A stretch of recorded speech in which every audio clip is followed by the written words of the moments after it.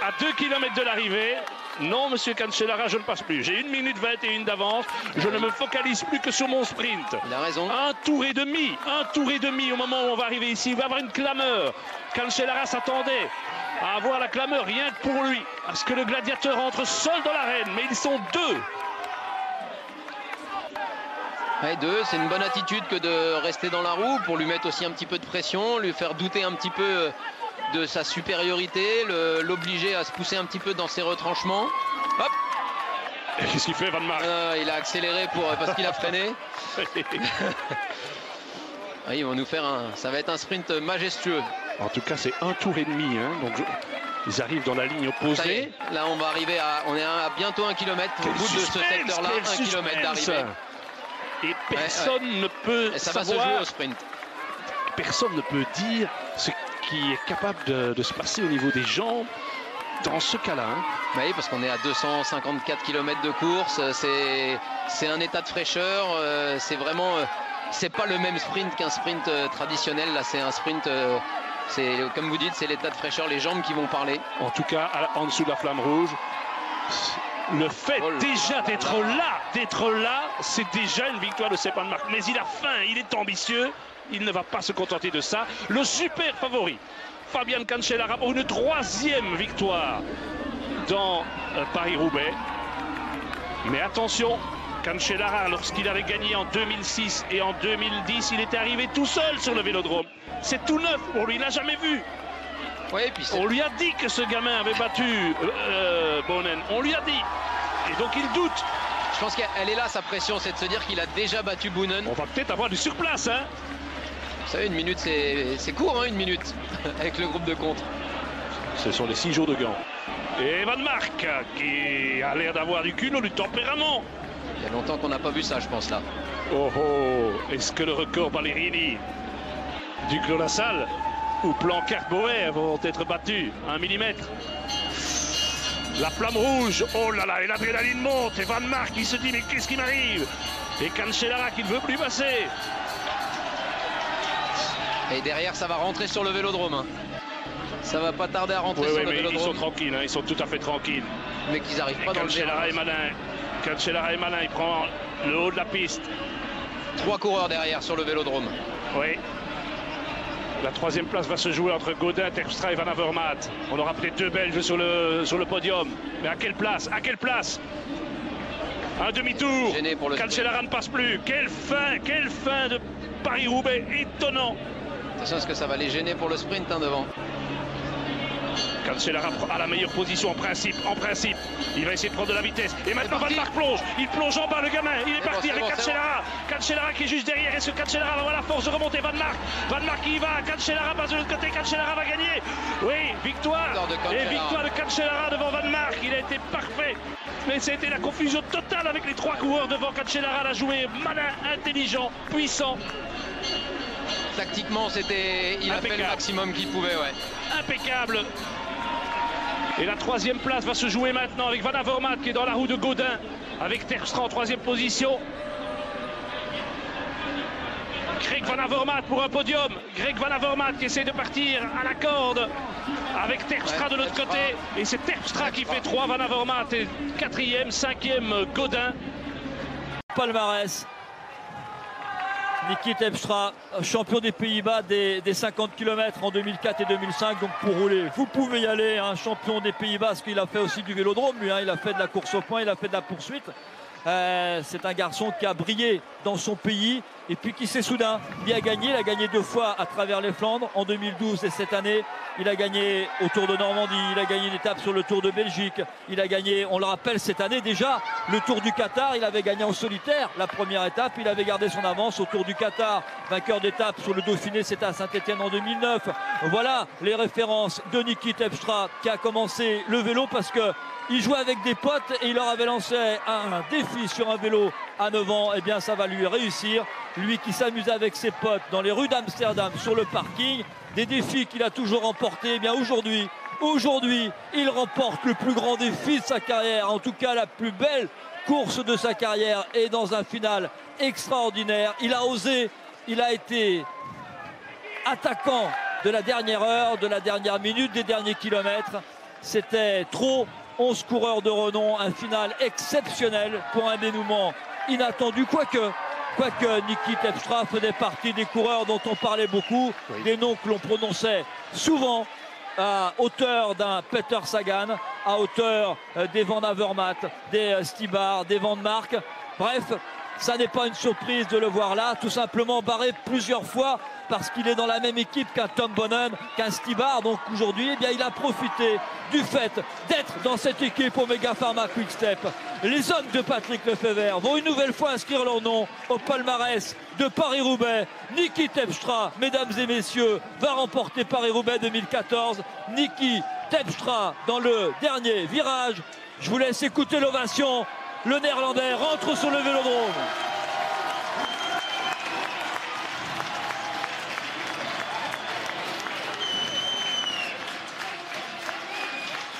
Sa première licence, il l'a signée en 1993. Eh bien, aujourd'hui, 20 ans plus tard, 21 ans plus tard, il signe la plus grande victoire de sa carrière. La cloche traditionnelle. Un vélodrome noir de monde comme jamais. Je pense qu'aujourd'hui on a battu des records alors que le groupe de 10 coureurs entre sur le vélodrome parce qu'il y a quand même en jeu des places sur le podium. Le groupe de 10, alors d'abord regardez la victoire ici, le gros plan sur Niki Terpstra. Voilà le vainqueur de Paris-Roubaix 2013, le Néerlandais qui succède à Servais Knaven.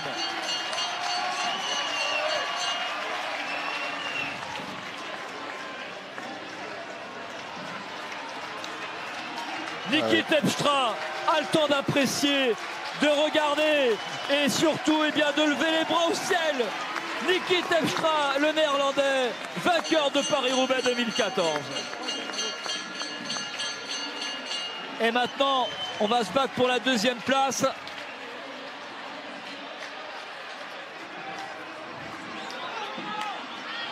C'est parti pour la deuxième place avec John Degenkolb. Devant Fabian Cancellara 3e, Seb Vanthmark 4e. Ça demande vérification, mais il y avait tellement de monde sur le vélodrome parce qu'il y a plein de coureurs qui sont entrés. Mais je crois que c'est effectivement, bien sûr, John Degenkolb qui termine 2e et Fabian Cancellara qui doit prendre la 3e place. Et là, pour la 12e place, on a Arnaud Démare qui lui aussi a pris rendez-vous avec le Paris-Roubaix. Greg Van Avermaet is there, Lars Boom, John Degenkolb, Zdeněk Stybar and his teammate Yves Lampaert, all in this front group. Not since Frederick Gidsel back in 1997 we had a group of more than 4 riders coming to the sprint. 1.5 laps to the velodrome to go. What a Paris-Roubaix it's been. It is Yves Lampaert at the front for Etixx Quickstep. Stybar, who's ridden this race twice, they're about to take the bell. He's finished 6th, he's finished 5th. Second last year was John Degenkolb.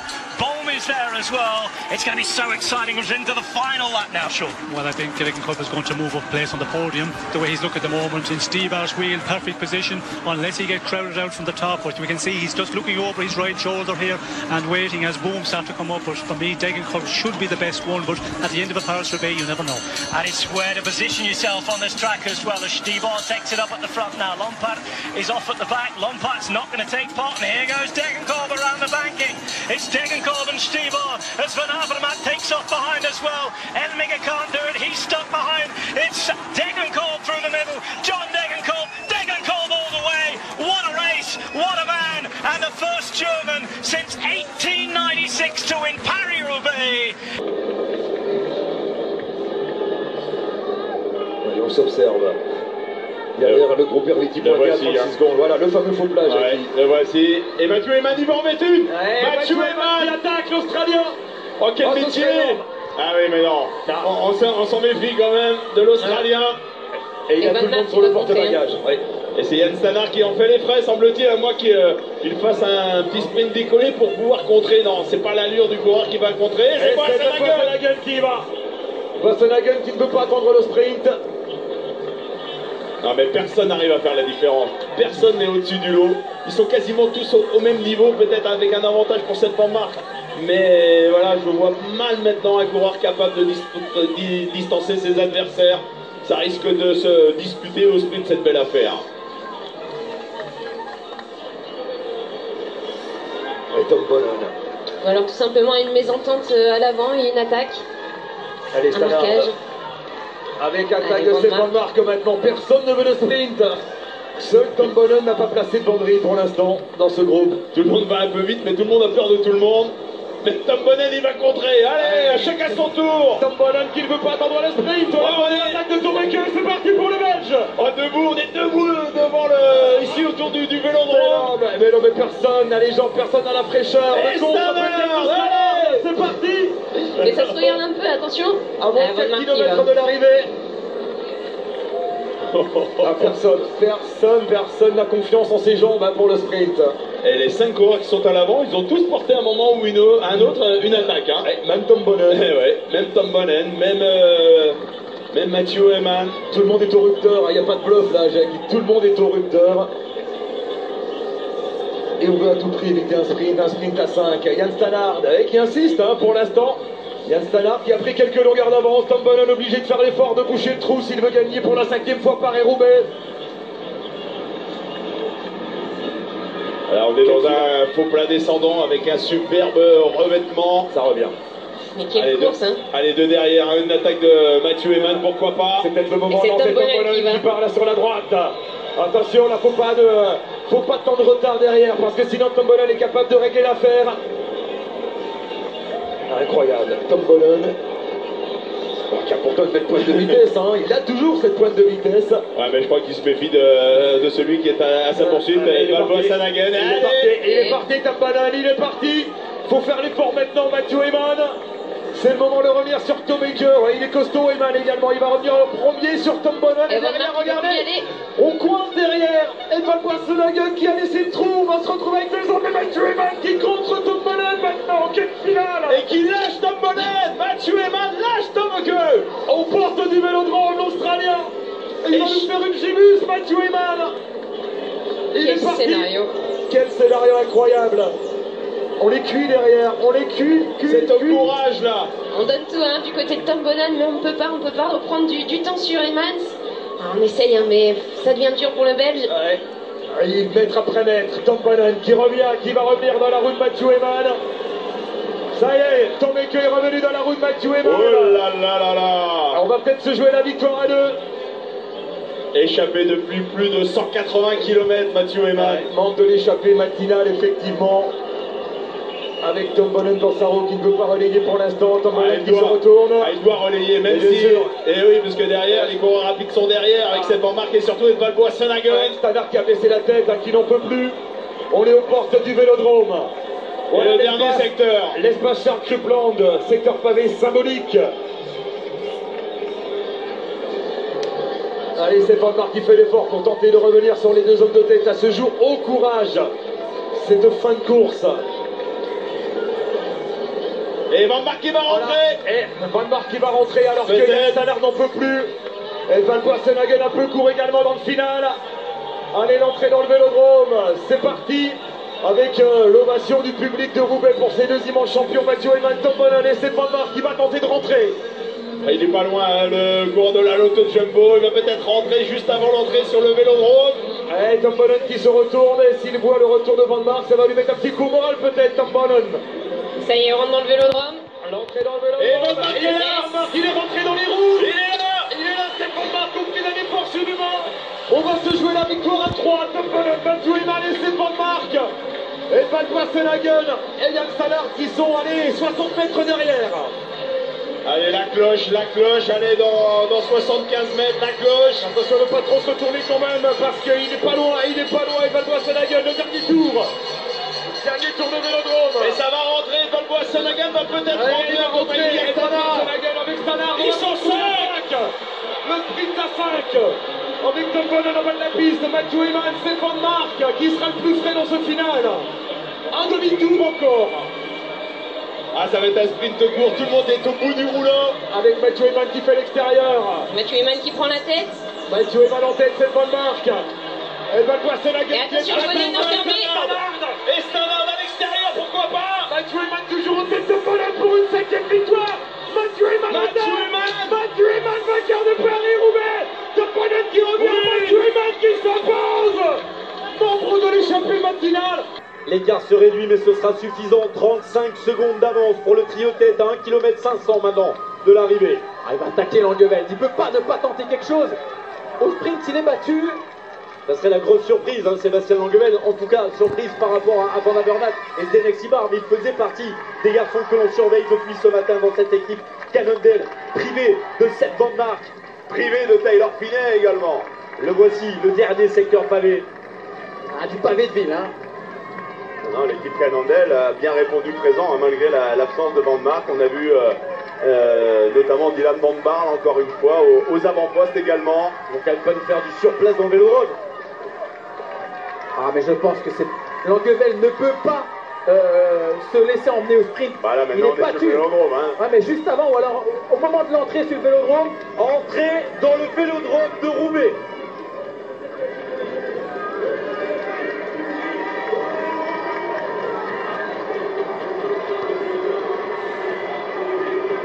Ils l'entendent, hein, ce vélodrome de Roubaix. Ils ne sont pas encore. Greg Van Avermaet en tête. Zdenek Xibar dans la roue. Sébastien Langeveld en 3e position. Oh, écoutez l'ambiance, hein, quand on rentre dans l'arène. C'est la gagne qu'il faut jouer maintenant. Greg Van Avermaet sur la Côte d'Azur, comme un pistard. Zdenek Xibar qui prend le haut du virage. Ah, s'il plonge là, on le revoit pas, Xibar, hein. Et il va plonger Zdenek Xibar. Greg Van Avermaet le surveille. Ça le grattait, je pense, Xibar, d'accélérer là. La cloche, le dernier tour, accélération de Zdenek Xibar qui va rentrer en tête. Non, on va jouer encore. Stevie, il a fait la Coupe du Monde de cyclocross ici à Roubaix, il l'a remporté. Et derrière, regardez, ça revient derrière, il y a 2 coureurs qui reviennent très très vite, faut pas trop se regarder. C'est Gianni Moscov qui est en train de rentrer avec Stuyven. Hey, ils vont pas être loin, attention. Eh oui. Qui va craquer? Ben, celui qui va craquer le premier va peut-être perdre, ils le savent. Et Greg Van Avermaet qui voit Moscov revenir, qui voit Stuyven également. Ils sont là, ils sont pas loin. Ils sont en train de rentrer, Stuyven et Moscov qui rentrent. Attaque de Moscov qui attaque. Perdu pour perdu. Comme l'avait fait Guégo en anticipant le pic de Mocatin. Zdenek Xibar qui prend 2 mètres. Greg Van Avermaet fait son effort. Il revient dans la roue du Tchèque. Il va passer. Il va pouvoir le dépasser. Il passe. Zdenek Xibar battu par Greg Van Avermaet qui remporte Paris-Roubaix. Et signe une victoire. Enfin, dans un monument du cyclisme. Quelle course, quelle suspense, le sprint derrière, avec John de Gelcon, avec Arnaud Démarre et avec André Greppel. Une place aussi pour Adrien Petit. Avec 2 doigts, des orteils pour aller chercher une 2e place. La flamme rouge est très bon vélodrome. C'était heureux de terminer top 10. Allez, on va laisser L'entrée sur le vélodrome. Et il y a un bon match à entrer sur le vélodrome en tête. Ce sera Fabien Ogier.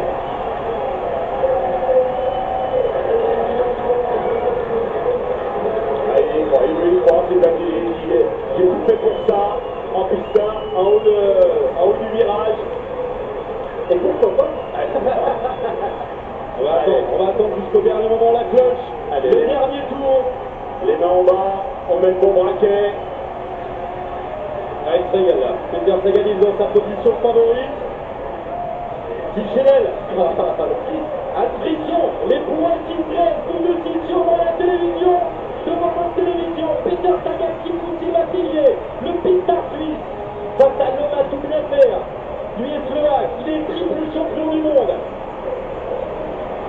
Alors on le voit, qu'il a le métier de la piste.